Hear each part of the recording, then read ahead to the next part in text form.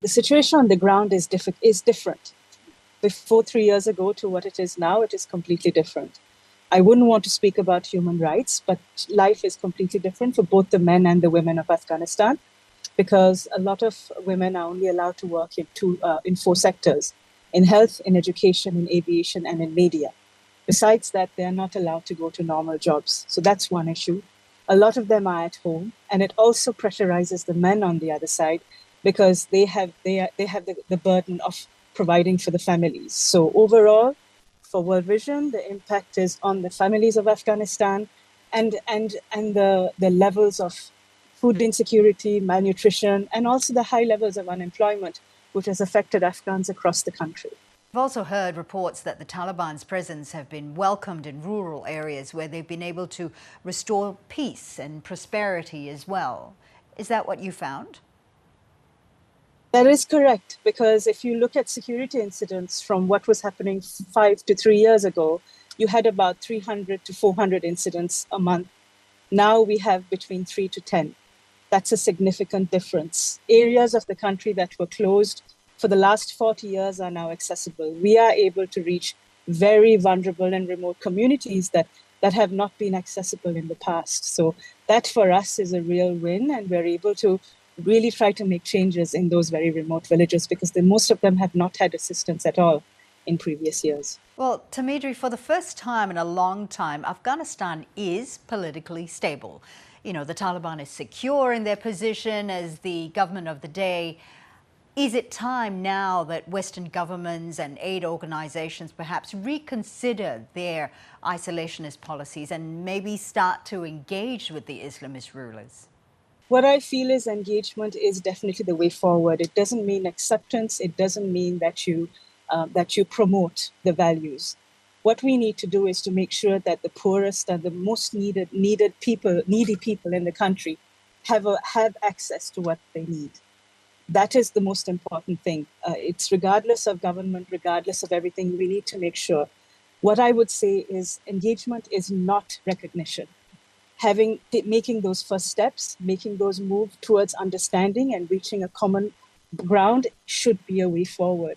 Without that, the people of Afghanistan are really suffering. They do need the support, and the levels of malnutrition, food insecurity, the health needs, the education needs, I can go on and on. Without that, we're not going to be able to. For the longest time, we've been looking at humanitarian support and humanitarian need, but without roads, without irrigation for the fields, there's no way that people can have an opportunity.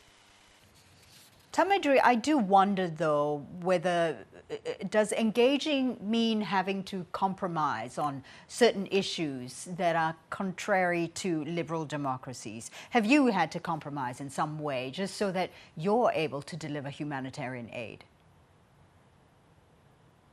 World Vision is very clear. We stand by the humanitarian principles. We are not compromising the humanitarian principles, but we do need to engage. Anyone who says that they're in Afghanistan without engaging, without speaking with, and without reaching agreement with the Taliban is not saying the right thing. But we make sure that it is principled. We do not compromise on our own values and the work that we do. Our target group are the most vulnerable, and to reach them, we do need to engage. How open is the Taliban to working with foreign governments and charities that push liberal ideologies that, you know, may include human rights and even rights for women? So what I understand, the last Doha 3 summit, and I wasn't part of it because it's a very political process, I think there was a lot of conversation around this. I think there was a lot of at least listening, if nothing else.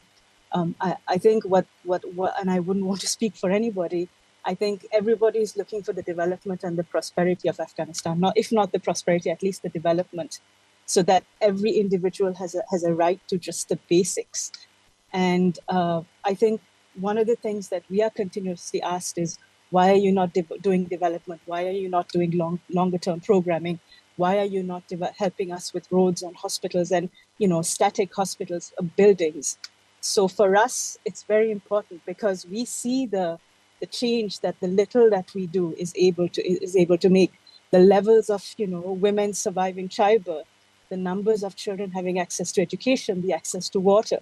So if you do need to make a change in the country, you do need to look at more development type, more longer term projects. Without that, it's humanitarian is not enough. It's not a matter of humanitarian or development. It's humanitarian and development and everything in between. Thamindri De Silva of World Vision, thank you so much for joining us on Weekend Breakfast.